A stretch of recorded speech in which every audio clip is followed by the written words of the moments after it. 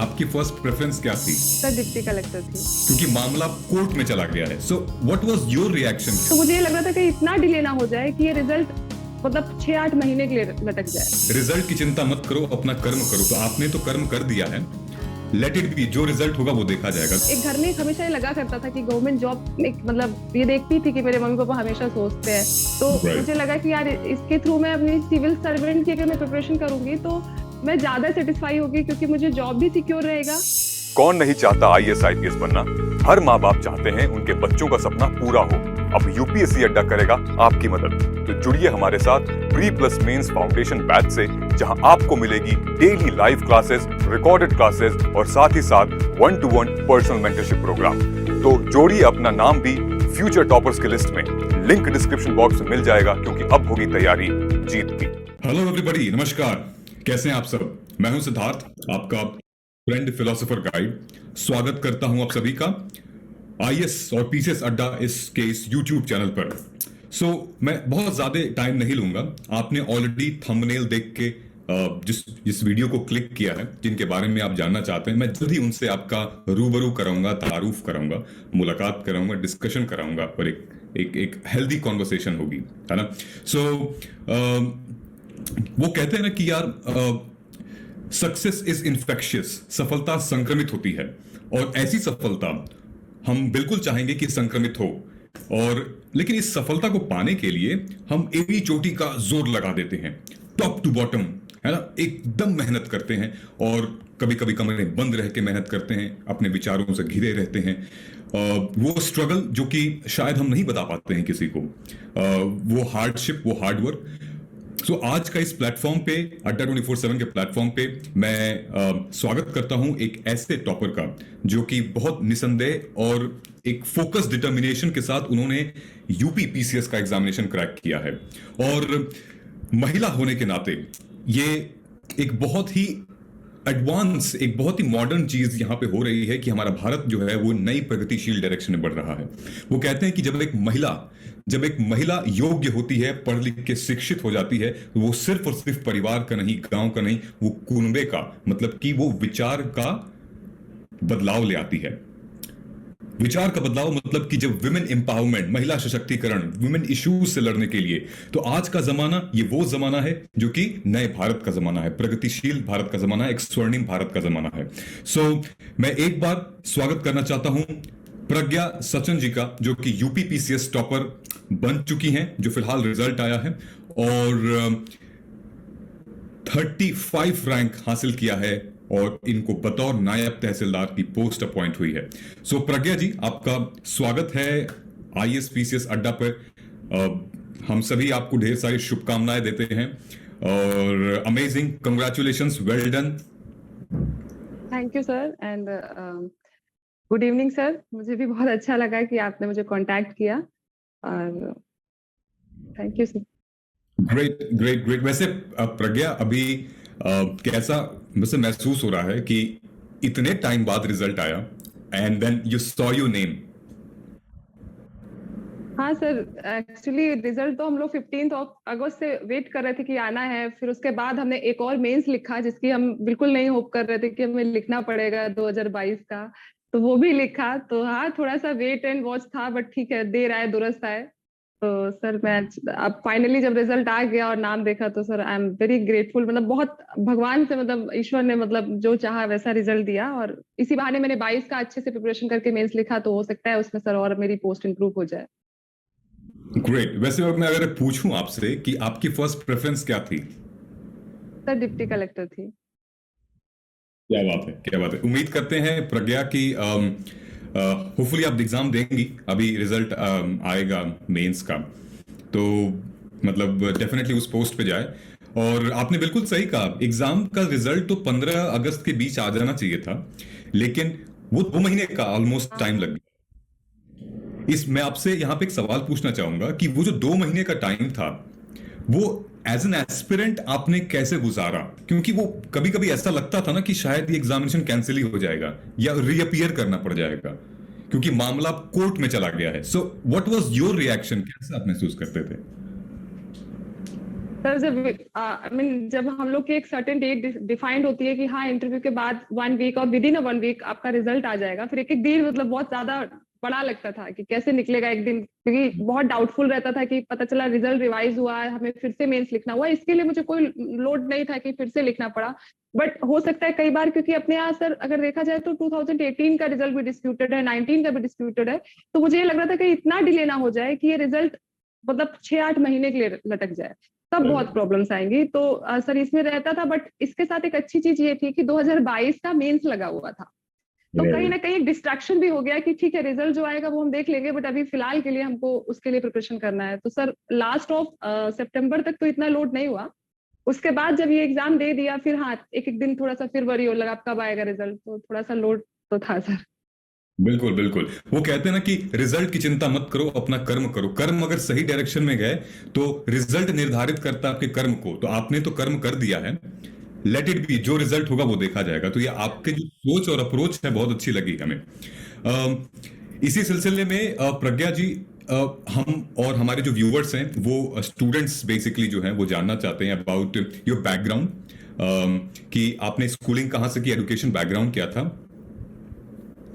Sir मैंने 8th class तक कोई खास स्कूलिंग नहीं की है, मेरा बैकग्राउंड काफी अच्छा नहीं था। 8th क्लास तक मैं जिस स्कूल में पढ़ती थी वो स्कूल एग्जिस्ट नहीं करता है, मतलब ये मान लीजिए मैं होम ट्यूशन टाइप था। नाइन्थ क्लास से थोड़ी सी हमारे घर में फाइनेंशियली स्टेबिलिटी आई, तो मैं एक ठीक ठाक अपने कानपुर में रहती थी, तो एक ठीक ठाक स्कूल था, वहां मैंने अपना 9 to 12th पढ़ा। उसके बाद सर मैंने मैकेनिकल इंजीनियरिंग से बीटेक किया, और बीटेक के ड्यूरेशन में मुझे ये लगा कि सर चूंकि मेरे घर में कभी मम्मी पापा वेल एजुकेटेड थे, बट वो कभी किसी गवर्नमेंट जॉब में नहीं लग पाए थे, तो मुझे एक घर में एक हमेशा ये लगा करता था कि गवर्नमेंट जॉब मतलब ये देखती थी कि मेरे मम्मी पापा हमेशा सोचते हैं। फिर मुझे लगा कि अगर गवर्नमेंट जॉब में ही जाना है तो मैं किसी ऐसी जगह जाऊं जहां मुझे अपना सेल्फ सेटिस्फेक्शन भी मिले। तो मुझे लगा कि यार इसके थ्रू मैं अपनी सिविल सर्वेंट की अगर मैं प्रिपरेशन करूंगी तो मैं ज्यादा सेटिस्फाई होगी, क्योंकि मुझे जॉब भी सिक्योर रहेगा, मुझे एक ऐसा प्लेटफॉर्म मिलेगा जहां मैं ज्यादा से ज्यादा ऐसा काम कर सकूं जिससे मतलब लोगों की सेवा हो सके। तो सर मुझे ऑप्शन जब मिला, मैं फाइनल ईयर में आई, तो मेरे पास 2 ऑप्शंस थे कि मैं क्या करूं। मतलब मैं अपने बीटेक को आगे मतलब आगे कंटिन्यू करूं, मैं एमटेक करूं, या फिर मैं किसी प्राइवेट सेक्टर में जाके जॉब करूं, या फिर मैं प्रिपरेशन करूं। तो sir I decided and I opted civil services. So मतलब आप खुद एक इंजीनियरिंग बैकग्राउंड से हैं, और how did you come across with UPSC civil services? आप प्राइवेट कंपनीज में क्यों नहीं गए, कॉर्पोरेट्स में क्यों नहीं गए? आपको अच्छा पैसा मिल सकता था। और ये कब सुना आपने सिविल सर्विसेज के बारे में? कोई मूवी देखी, कोई टॉपर से मिले, कैसा क्या था? सर जब मैं बीटेक में जब अपने थी तो सर सेकेंड ईयर और थर्ड ईयर आने तक मुझे ये था कि अब मुझे आगे के लिए मैं जॉब में जाऊंगी या मैं अपनी फर्दर कंटिन्यू करूंगी अपनी स्टडीज। तो मैं अपने सीनियर्स को देखती थी सर कि वो लोग क्या करते हैं, कई बार हमारे सीनियर्स ही मार्गदर्शक बन जाते हैं ना। तो उसमें से कुछ लोगों को मैंने देखा, और मेरे साथ के कुछ लोग थे जो मेरे ही ब्रांच के सीनियर थे, उन लोगों ने आईएएस प्रॉपर क्रैक किया या पीसीएस में उन्होंने अच्छा पोस्ट कोई सिक्योर किया। तो मुझे सर पता चला कि इसका एक प्रोसेस क्या होता है। फिर मैंने सर इसका सिलेबस वगैरह देखा, तो मुझे लगा कि हाँ मैं इसे मतलब 1-2 साल अच्छे से पढ़ूंगी तो निकल सकता है। तो सर मुझे इसे चूज करना मुझे ज्यादा सही लगा, क्योंकि मुझे ऐसा लग रहा था कि मुझे प्राइवेट सेक्टर में जाऊंगी तो ऑल्दो आज की डेट में पब्लिक प्राइवेट पार्टनरशिप की बात चलती है, पब्लिक एंड पब्लिक सेक्टर और प्राइवेट सेक्टर दोनों कंट्रीब्यूट करते हैं किसी भी देश के डेवलपमेंट के लिए। बट मुझे लगा सर मैं इससे डायरेक्टली जनता से जुड़ सकती हूँ, अपना लोगों मतलब अपना जॉब भी सिक्योर कर सकती हूँ और अपना सेल्फ सेटिस्फेक्शन भी मिल सकता है। बिल्कुल, great, very well said, thank you so much for answering this question. हम ये जानना चाहते हैं प्रज्ञा कि this was your which attempt for UPPCS? Sir ये मेरा 4th अटेम्प्ट था।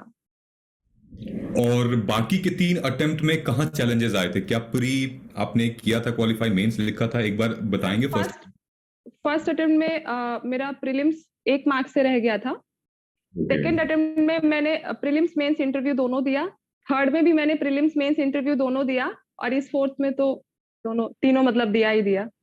एक्चुअली मेरे साथ सर मेन बेसिकली प्रॉब्लम ये थी कि मैं इंजीनियरिंग बैकग्राउंड की थी, और जब मैं वहां ऑप्शनल चूज करने पे आया तो मैंने डिफेंस स्टडीज चूज किया था।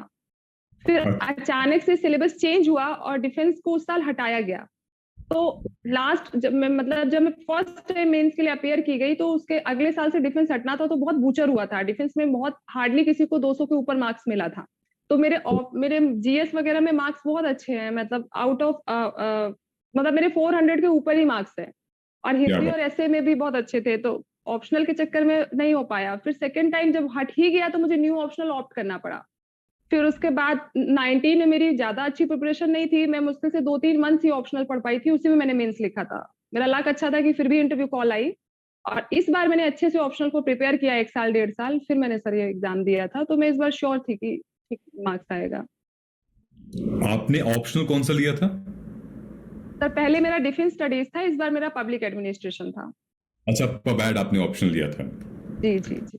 ओके, आपसे एक सवाल पूछना चाहते हैं कि आपने बताया कि फर्स्ट प्रीलिम्स नहीं निकला, उसके बाद फिर लगातार मेरा फिर मतलब प्रीलिम्स मेंस इंटरव्यू प्रीलिम्स में, सो ऐसा क्या हुआ आपके जीवन में? क्या स्टेप्स लिए आपने, क्या मतलब रणनीति अपनाई आपने कि उसके बाद के तीनों जो प्रीलिम्स मेंस और ऑफ कोर्स इंटरव्यू तक आप पहुंचे, तो what difference did you made? Sir जैसे फर्स्ट टाइम मैं बहुत नैरो मतलब ज्यादा ब्रॉड स्पेक्ट्रम नहीं था मेरा, क्योंकि मेरी स्कूलिंग, मैंने बोला ना, मैं 8th क्लास तक बहुत अच्छी स्कूलिंग नहीं की थी। 9 to 12 भी मेरा बहुत अच्छा नहीं था, तो मेरी बहुत अच्छी पकड़ नहीं थी। तो मैं रैंडमली लोग जो मुझे बुक्स प्रेफर बोलते थे, मैं वही प्रेफर कर लेती थी। फिर मुझे फील आया कि ऐसे कुछ तो गड़बड़ हो रहा है मेरे साथ। फिर सर मैंने 6th क्लास से एनसीईआरटीज पढ़ी, और बहुत होलिस्टिकली पढ़ी। मैंने पॉलिटी की, ज्योग्राफी की, हिस्ट्री की, सोशोलॉजी की, और बायोलॉजी का एक छोटा सा सेक्शन आता है, उसको मैंने प्रॉपर पढ़ा, और पढ़ने के बाद मैंने नोट्स भी बनाए। तो सर मेरा प्रीलिम्स बहुत अच्छे, मतलब ऐसे निकलने लगा था कि मैं फॉरेस्ट के लिए भी एलिजिबल होती थी। ऑल्दो मैं फॉरेस्ट का मेंस छोड़ देती हूँ, क्योंकि उसके लिए एक अलग ऑप्शनल चाहिए होता है। तो प्रीलिम्स मेरा मतलब कट ऑफ से 10-15 मार्क्स ज्यादा ही आता था हमेशा। तो प्रीलिम्स सेफ हो गया था। और सर मेंस में क्या हुआ, जब मैंने होलिस्टिकली पढ़ा, तो मेरे नोट्स भी अच्छे से प्रिपेयर थे। और मेरे साथ अच्छा ये हुआ कि सर जब से मैंने मेंस लिखना शुरू किया, मेंस का पैटर्न यूपीएससी पैटर्न हो गया, प्रॉपर जीएस 1 2 3 4 लिखना पड़ा। तो इसमें मैं सर थोड़ी ठीक थी, क्योंकि मैंने नोट्स अच्छे से बना रखे थे। तो सर ये मेरे लिए मतलब एक तरीके से सपोर्ट हो गया। तो मैंने अच्छे से जीएस 4 को प्रिपेयर किया। बस ऑप्शनल में दिक्कत हो जाती थी, क्योंकि मैं उसको अच्छे से सही जस्टिस नहीं कर पाई। फिर जब 19 से मैंने अपना ऑप्शनल अच्छा ऑप्ट किया, तो सर 19 और ये वाला जो अटेम्प्ट था, मैंने मतलब अगर 20 और 21 ये अटेम्प्ट अच्छे से दिए मैंने सर। फिर ग्रेट। ये जानते हुए बहुत खुशी हो रही है मुझे कि आप बहुत स्टूडियस एक स्टूडेंट रहे हो। स्टूडियस एज इन की, आई थिंक आपने बताया कि क्लास 8 तक उतनी अच्छी पढ़ाई नहीं हुई, बैकग्राउंड नहीं रहा, और ऑफ कोर्स जो कि पहले उतना नहीं अच्छा था, तो 9 से लेकर 12 तक भी बहुत ही स्ट्रगल भरा रहा होगा चीजों को समझने में। सो इस बात पे मुझे बहुत हैरत होती है ये सुन के कि आपने एनसीईआरटी को कितनी अच्छी तरीके से पढ़ा होगा, because it's all about building your concept, is all about I think making your fundamental knowledge. और आपने जब एनसीईआरटी बोला, तो अब मैं समझ सकता हूं, और जितने भी स्टूडेंट हैं ये बात समझ सकते हैं कि कितनी इंपॉर्टेंट है एनसीईआरटी। हाँ सर, बेसिकली अगर आप जैसे एनसीईआरटीज में, इसके अलावा कभी मुझे ऐसा जरूरत, खास पॉलिटी में जरूर पड़ता है कि पॉलिटी में लक्ष्मीकांत हम पढ़ लेते हैं, बट ज्योग्राफी में यकीन मानिए मैंने कभी कोई किताब नहीं पढ़ी। हाँ, फिगर्स के लिए मैं जरूर गूगल कर लेती थी कि मुझे साइक्लोन पे अच्छा फिगर मिल जाए, या किसी ह्यूमन ज्योग्राफी में मिनरल डिस्ट्रीब्यूशन पे अच्छा फिगर्स मिल जाए। अदरवाइज आप अगर 6th क्लास से पढ़ेंगे ना, तो जैसे 6th क्लास में पूरा अफ्रीका को पूरा ज्योग्राफी, उसका ह्यूमन ज्योग्राफी अच्छे से डिराइव किया है। फिर ऑस्ट्रेलिया पूरे कॉन्टिनेंट वाइज 6 to 8 है। फिर 9 10th में पूरी फंडामेंटल्स हैं आपके ज्योग्राफी के। फिर ह्यूमन ज्योग्राफी 11 12th में है। तो इतना होलिस्टिकली कवर कर देता है एनसीईआरटी कि वो बहुत इंपॉर्टेंट होता है। और चूंकि मैं 9 से 12th भी ऐसे स्कूल में नहीं थी जहाँ एनसीईआरटी चलती थी, मैं बहुत ही ऐसे, मतलब मैं हिंदी मीडियम की पढ़ी हुई थी, तो वहां पे सर इतनी अच्छी बुक्स नहीं होती है उसमें। तो मुझे लगा कि नहीं मेरा ये गड़बड़ हो रहा है पार्ट, तो मैंने इसलिए सर उसको 6th क्लास से ऑप्ट किया पढ़ना की। मतलब मुझे नहीं 6 से ही पढ़ना है, मतलब ऑल्दो मुझे चीजें क्लियर होंगी, बट फिर भी मैं 6th क्लास से पढ़ूंगी। क्या बात है।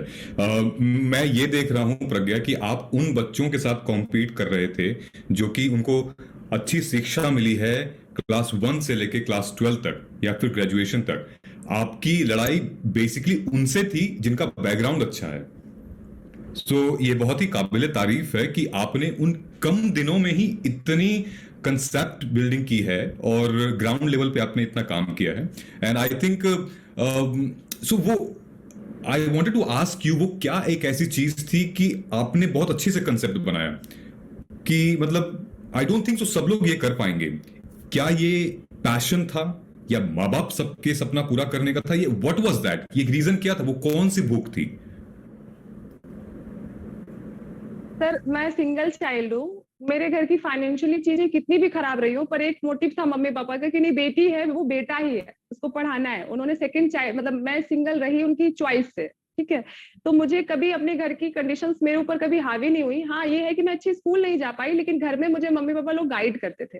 तो एक हमेशा से ये रहता था कि जिस चीज के लिए मम्मी पापा ने इतना सेक्रीफाइस किया, एटलीस्ट मुझे उनके साथ जस्टिस करना चाहिए। तो एक ये हमेशा एक रहता था कि मुझे लगता था कि नहीं नहीं नहीं, मुझे इंजीनियरिंग के बाद यहाँ से किसी प्राइवेट में चली जाऊंगी। इनकेस अभी देखिए कोरोना आया, बहुत सारे लोग फायर हुए, अच्छी अच्छी कंपनी में जो लोग थे।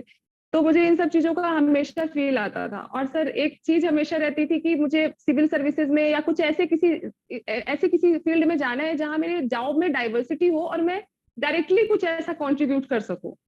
तो सर ये दोनों चीजों का एक पैशन तो था मुझे, तो मैंने इसको फॉलो। इनफैक्ट एनसीईआरटी पढ़ने का भी मेरा एक मोटिव यही था कि यूपीएससी तक पहुंचने का एक यूपीपीसीएस मेरा एक मतलब मैं इसको एक सीढ़ी की तरह मानना चाहती हूँ कि मुझे हॉलिस्टिकली पढ़ना है, क्योंकि मैं उसका भी अगर मुझे एग्जाम क्रैक करना है तो इसके बिना नहीं हो पाएगा।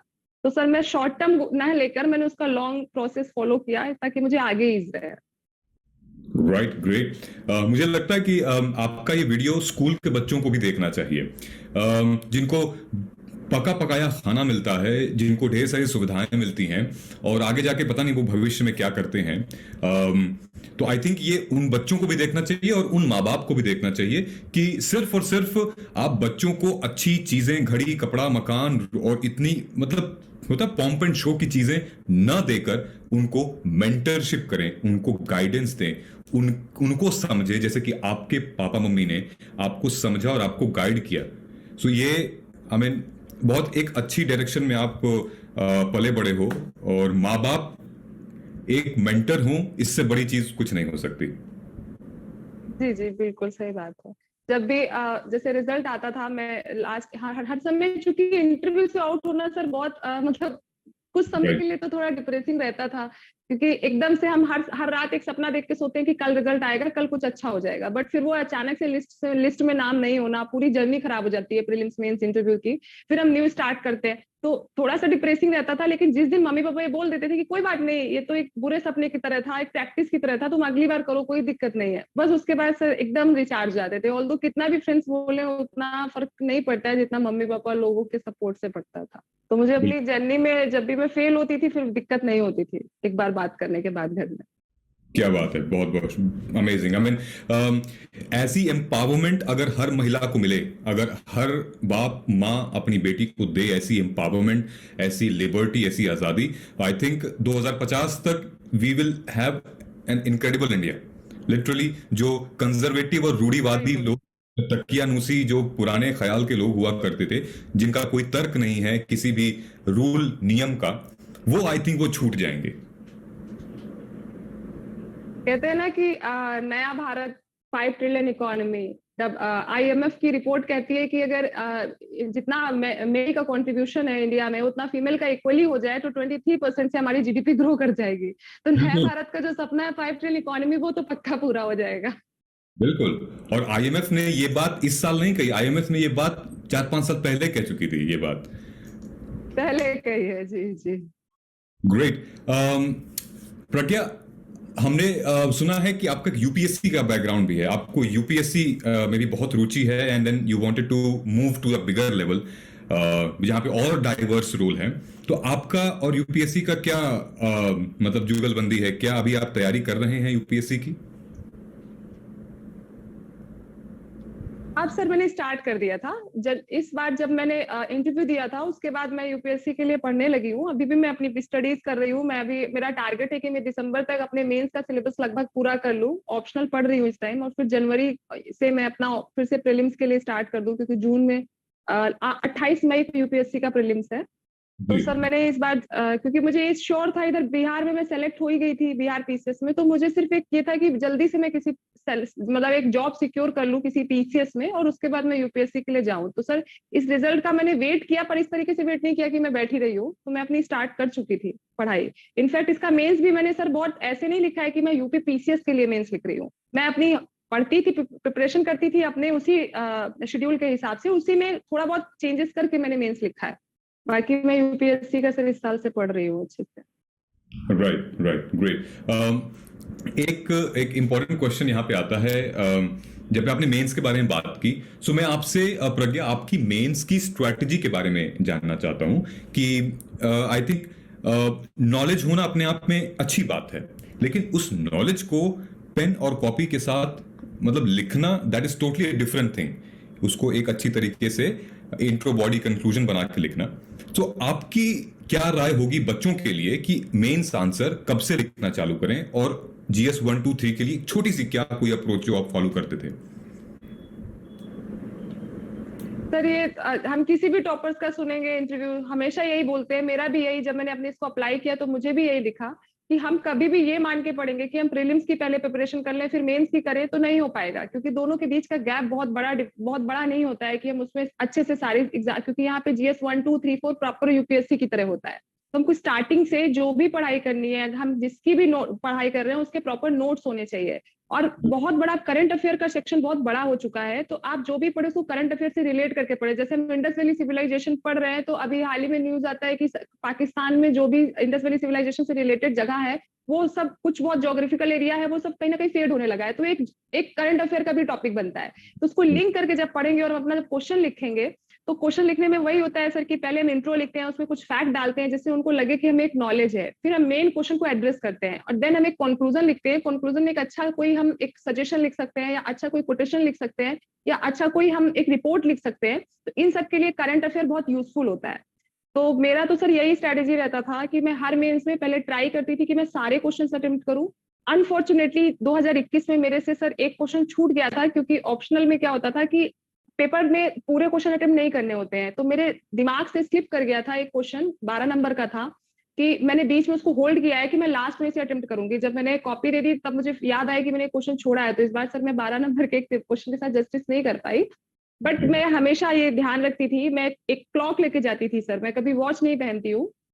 मैं एक छोटी सी क्लॉक थी मेरे पास, मैं उसे लेकर जाती थी और मैं हर क्वेश्चन के पहले उसे रख के उसे अच्छे से देख के करती थी। जैसे ही 7 या 8 मिनट हुआ, छोटे क्वेश्चन जो स्मॉल क्वेश्चन होते हैं, तुरंत मैं अपना पेन छोड़ के मैं आगे, क्योंकि हम उसके साथ बहुत फीलिंग्स के साथ लिखने लगते हैं कि नहीं हमको ये भी आता है तो हम ये भी लिखेंगे। इस केस में दूसरे क्वेश्चन के साथ जस्टिस नहीं होता। तो मैं हर क्वेश्चन को इक्वली इंपॉर्टेंस देते हुए सारे क्वेश्चन को अटेम्प्ट करती थी, टाइम बाउंड होकर करती थी, और एक कोशिश करती थी कि पूरा स्ट्रक्चर बना लूं और उसमें कुछ फैक्ट डाल दूं, क्योंकि फैक्ट से सर थोड़ी सी ऑब्जेक्टिविटी आ जाती है, तो मैं क्वेश्चंस में फैक्ट जरूर डालती थी। Okay, great. एक नटशेल में आपने मेंस की एक स्ट्रेटजी बता दी कि आप फैक्ट्स डालेंगे, it's not an objective, it's subjective paper. आप फ्लो चार्ट बनाएंगे, आप सिमेट्रिक्स बनाएंगे, मैथ, आपने जिससे कहा कि ज्योग्राफी में सिर्फ और सिर्फ आपने एनसीईआरटी पढ़ी और एनसीईआरटी प्लस आपने मैप फॉलो किया इंडिया का, वर्ल्ड का। सो आई थिंक ये सारे क्रिएटिव चीजें लेकर एक हमें एग्जामिनर को हम एक्चुअली अट्रैक्ट करवाते हैं कि भाई हमें आप नंबर दो, क्योंकि these are literally creative things. आप मैप बना दीजिए, सिमेट्रिक फ्लो चार्ट बना दीजिए। हाँ, एक चीज और करती थी सर, जब मैं क्वेश्चन अटेम्प्ट कर रही होती थी तो ड्यूरिंग द क्वेश्चन जब मैं अटेम्प्ट कर रही हूँ तो करीब 6 से 7 8 मिनट लगेंगे, तो मेरे दिमाग में बात रखती थी कि मैं ऐसा क्या करूँ जिससे मुझे आधा नंबर अलग मिले। तो सर मैं बहुत फ्लो चार्ट्स का, मैप्स का बहुत यूज किया है मैंने। पेन चेंज करने का ऑप्शन नहीं रहता था क्योंकि इतना समय नहीं होता था, बट मैं तुरंत ये करती थी कि जैसे कोई हिस्ट्री का क्वेश्चन आया, एक क्वेश्चन आया था कि हमारे एंशिएंट टाइम में हिस्ट्री का कैसा लोकेशन था, हमारी ज्योग्राफी के बारे में बताइए। तो पुराना जो इंडिया कॉन्टिनेंट का मैप था, मैं पूरा बना के उसमें थोड़ी सी रिवर्स दिखा दी, जो सिंध वगैरह, इंडस वगैरह रिवर्स थी, थोड़ी सी सिविलाइजेशन कहाँ पे थी। तो ऐसे में मैप्स बहुत फॉलो करती थी। कुछ भी होता था, जैसे भक्ति मूवमेंट में लोग सोचते हैं मैप नहीं बन सकता, मैं उसमें भी बनाती थी कि नहीं यहाँ मैप बना दिया, आसाम में जो है चैतन्य महाप्रभु हो गए, और यहाँ पे ऐसे करके मैं सर मैप बहुत बनाती थी, चार्ट्स बहुत बनाती थी, और छोटे छोटे फ्लो चार्ट्स, मतलब क्योंकि हम सर लिखेंगे, जरूरी नहीं है कि वो पढ़े, हमें उनको सेंटर मतलब उनका अट्रैक्शन लेना है, तो अटेंशन लेने के लिए सर हमको कुछ ना कुछ करना पड़ता था। तो हाँ, मेरे हर क्वेश्चन में कुछ ना कुछ इनोवेशन रहती थी। राइट वो कहते हैं मेंस के लिए, जब मतलब हम लोग एग्जामिनेशन दिया करते थे, तो जो हमारे टीचर थे, तो उन्होंने, जो मेंटर थे हमारे, उन्होंने कहा था कि show them, don't let them read, show them, दिखाओ कि तुम्हारा आंसर सबसे अलग है। अगर उनको पढ़ने के लिए तुम बोलोगे, फिर आपकी कॉपी सबसे नीचे हो जाएगी। Show them with highlights, bulletin points, tabular, schematics, flow chart, maps. Just show them. It's all about creativity also. Sir competition इतना हाई है, जो लोग प्रीलिम्स दे के मेंस लिख रहे हैं, लगभग सभी लोग एक प्लेटफॉर्म में खड़े हैं। आप अपनी कॉपी को डिफरेंट कैसे दिखाएंगे? इसके लिए तो आपको कुछ ऐसा करना पड़ेगा कि वो जब एक नया पेज खोले और उनको न्यू क्वेश्चंस दिखे, तो उस क्वेश्चन में आपका कुछ ऐसा पॉइंट दिखना चाहिए जिससे वो आपको आधा नंबर देने पे मजबूर हो जाए। तो 20 क्वेश्चन में 10 नंबर बनता है। तो आपको पहले ही, मतलब एक ही पेपर में आप 10 मार्क्स की लीड ले रहे हैं, तो 8 पेपर में तो 80 मार्क्स हो जाते हैं सर। Right, definitely. ग्रेट। काफी अच्छी कॉन्वर्सेशन आपसे हो रही है और मैं आपका ज्यादा वक्त नहीं लूंगा प्रज्ञा। जस्ट लास्ट के कुछ 2-3 क्वेश्चन हैं। आपने अड्डा के बारे में कहाँ सुना, कैसे सुना, यूपीएससी अड्डा के बारे में? सर जब यूपी पीसीएस का मैं मॉक के लिए सर्च कर रही थी कि मैं मॉक कहाँ दे दूं, तब मैंने आपका वो देखा था कि मैंने शायद इसमें फिल भी किया था, अपना नाम, कुछ डिटेल्स फिल करनी थी, फिर आपका एक मॉक इंटरव्यू शेड्यूल होना था ऑनलाइन। कोविड के टाइम पे भी मैंने शायद सुना हुआ है, तो उस टाइम पे किसी तरीके से हमारा कम्युनिकेशन हो नहीं पाया था, बट मैंने इसको ऑनलाइन इस प्लेटफॉर्म को बहुत सुना है। वीडियोस यूट्यूब में जैसे देखते हैं, या मुझे जैसे याद आ रहा है कि मैं कुछ न्यूज भी शायद, कुछ तो आर्टिकल्स वगैरह होते हैं, मैंने मतलब अच्छे खासे पढ़े हुए हैं, तो ये एक न्यू नहीं था मेरे लिए। मैंने लोगो मेरे दिमाग में है अभी भी ये अड्डा का। तो जी okay, great, thank you so much. और हम सभी, मतलब कल रिजल्ट आया था, तो मुझे ऐसा लग रहा था कि मेरा खुद का रिजल्ट आया है, और आप सिर्फ आपके लिए नहीं, हमारे लिए भी ये रिजल्ट 2 महीने डिले था। और खुद मैं इलाहाबाद था जब ये इंटरव्यूज हो रहे थे, तो मैंने कवर भी किया था इंटरव्यूज, कई लोगों से बात भी की थी। और आपके लिए भी नहीं, सिर्फ हमारे लिए भी बहुत चिंताजनक बात थी कि आखिर यार, मतलब बहुत सारे मेरे स्टूडेंट्स थे जो कि रोज पूछते थे कि क्या है सर, कब से होगा, मतलब डर लग रहा है सर, क्या करें, अगला पीसीएस दें नहीं दें, क्या करें। सो बहुत सारे ऐसे छोटे मोटे डाउट्स आते हैं। जैसे कि आपने कहा कि मेंटर का होना बहुत जरूरी है, तो मैं उनका मेंटर था, और मैं यही उनको गाइड करता था कि रिजल्ट की चिंता मत करो और लिखो एग्जामिनेशन। जी सही कह रहे हैं आप। कर्म होता है ना, गीता में, कर्मण्यवादी का रस्ते मां फलेषु कदाचन। तो कर्मफला हेतु भूर्मते संगोर्शिवा कर्मणि। बिल्कुल ग्रेट। लास्ट के 2 क्वेश्चन हैं प्रज्ञा, जिससे हम आपसे पूछना चाहते हैं। अगर प्रज्ञा, मान लेते हैं, एक हाइपोथेटिकल एग्जांपल है कि ये प्रीलिम्स नहीं निकली, ये यूपीपीसीएस नहीं निकला होता आपका, और अनफॉर्चुनेटली 2022 वाला भी प्रीलिम्स नहीं निकला होता, तो क्या आप बिहार सर्विसेज ज्वाइन कर लेते और फिर इसके तरफ मुड़ के नहीं देखते? सर मुझे देखिए, जब हम यूपीएससी में भी सेलेक्ट होते हैं, तो जरूरी नहीं है हमारा होम स्टेट मिले। अगर कोई स्टेट, सर बाउंड्री वाइज हम नहीं बांट सकते, कंप्लीट मतलब इंडिया अपने आप में एक पूरा देश, अपने हर राज्य के बेसिस हम बोलते हैं ना कि क्या एक बहुत अच्छी लाइन है कि India is union of state, या जहाँ पे स्टेट आर्टिकल 1 ये कहता है, आर्टिकल 1, या तो उसमें राज्यों के बेसिस पे हम ऐसे कैटेगराइज नहीं कर सकते। मेरे लिए सेवा देना है, गरीबी सर बॉर्डर के इस तरफ और उस तरफ नहीं होती ना। अगर गरीबी है तो पूर्वांचल यूपी में भी है, वो बिहार में भी है। तो मुझे मेरा ये पहले से ही मैं एकदम कॉन्फिडेंट थी कि मुझे किसी यूपी में या बिहार में या किसी आपने पास के किसी राज्य में अगर मेरा पीसीएस हो भी जाता है, तो मैं फिर सर नेक्स्ट स्टेप के लिए जाऊंगी, मैं यूपीएससी के लिए प्रिपेयर करूंगी। तो जब मेरा बिहार में फाइनल सिलेक्शन हो गया है सर, तो मैं इतना बहुत इसका मेंस मैंने लिखा, लेकिन मैं इतना बहुत वो नहीं था कि नहीं मुझे इसके मेंस में मुझे होना ही है, यूपी में ही रहना है, ऐसा कुछ नहीं है सर। मैं पहले से मन बना चुकी हूँ कि यूपीएससी में मुझे नागालैंड कैडर लिखेगा, तो मैं बहुत ही खुश होकर आराम से वहां सेवा देने जाऊंगी। तो ये दिमाग में मेरे रहती है चीजें। तो सर मैंने बिहार के बाद ज्वाइन कर लेती, और उस ज्वाइनिंग के साथ उस अपने काम के साथ मैं यूपीएससी के लिए सर पढ़ती, और अभी उसी के लिए मैं सर प्रिपेयर कर रही हूँ कि मैं यूपीएससी के लिए पढ़ रही हूँ। इसी बीच मेरा यूपी में हो गया, ये मैं थैंकफुल हूँ भगवान से कि हाँ मेरा इसमें हो गया, तो मैं यहाँ अब इजली थोड़ा सा कर सकती हूँ। बस सर। Great great. ये जो निसंदेह निसंकोच वाली बात है आपके अंदर बिल्कुल नहीं। आप बहुत फोकस्ड हैं, बहुत क्लैरिटी के साथ हैं और केस टू केस आप चीज़ों को सॉल्व कर रही हैं। यही एक होती है, एक खासियत होती है एक एक्सपीरियंस्ड एस्पिरेंट की, जो कि केस टू केस चीज़ों को सॉल्व करता है, बहुत सुलझा हुआ होता है या बहुत सुलझा हुआ होती हैं जैसे कि आप हैं। एक आखिरी सवाल मेरा ये है आपसे कि प्रज्ञा, मैं भी गुजरा हूं उस एस्पिरेंट के साइकिल से, विशियस साइकिल से। आप भी गुजर रही हैं और चुकी भी हैं। वो रोजमर्रा की जिंदगी में कैसे वो जो आप फाइट करते थे कि यार मतलब सुबह शाम, क्योंकि यूपीएससी के और यूपीपीसीएस के सिविल सर्विसेज एग्जामिनेशन में हर दिन स्प्रिंट है और पूरा जर्नी मैराथन है, तो उस स्प्रिंट के लिए वो एनर्जी कहां से आती थी? क्या मोटिवेशन हुआ करता था आपका? सर मोटिवेशन तो मैं बता रही हूँ, लेकिन इससे ज्यादा इम्पोर्टेंट ये है कि जैसे मेरा कोई सोशल, मतलब मैं किसी फेसबुक इंस्टा इन सबको यूज नहीं करती थी। मैं ये नहीं कहती कि इनको यूज करके हम डिस्ट्रैक्ट हो जाएंगे, बट मैंने अपनी बाउंड्रीज बहुत क्लोज कर रखी थी। और जब हम अपनी बाउंड्रीज क्लोज कर लेते हैं तो उसी में हम अपनी मोटिवेशन ढूंढते हैं, उसी में हम अपनी कि हम कैसे किस तरीके से मैनेज करें। तो सर मेरे लिए जब मैं कभी जैसे अपनी पढ़ाई कर रही हूँ, कुछ ऐसा फेज आता था जब लगता था कि यार मेरे साथ के लोग बहुत आगे निकल गए हैं, मैं फिर फेल हो गई या फिर मुझे फिर से रीस्टार्ट करना है, तो सर उस टाइम पे मैं अपनी पुरानी, जैसे पुराने मार्कशीट्स होते हैं, ये अपने आप में बहुत मोटिवेटिंग होते हैं। मेरे हर मार्कशीट मुझे ये बताता था कि नहीं अगर अब मैं गिव अप करूंगी तो मैं अपने साथ जस्टिस नहीं कर रही हूँ। तो वो मार्कशीट बहुत इंपॉर्टेंट होती है। मैं अपनी मार्कशीट को सर हमेशा मैंने क्या किया, उसका प्रिंट आउट निकलवा के अपने मतलब पास में रखती थी। तो मैं कैलकुलेट करती थी, कुछ एक दिन हमेशा लेती थी मैं ऐसा कि मंथ में, कि उस दिन मुझे लगता था कि यार मैंने पुराना क्या पढ़ा है मंथ में, क्या मुझे जर्नी, कैसे मैं अपनी जर्नी को सही जा रही हूँ, सही डायरेक्शन में जा रही हूँ कि नहीं जा रही हूँ, ऐसे देखती थी।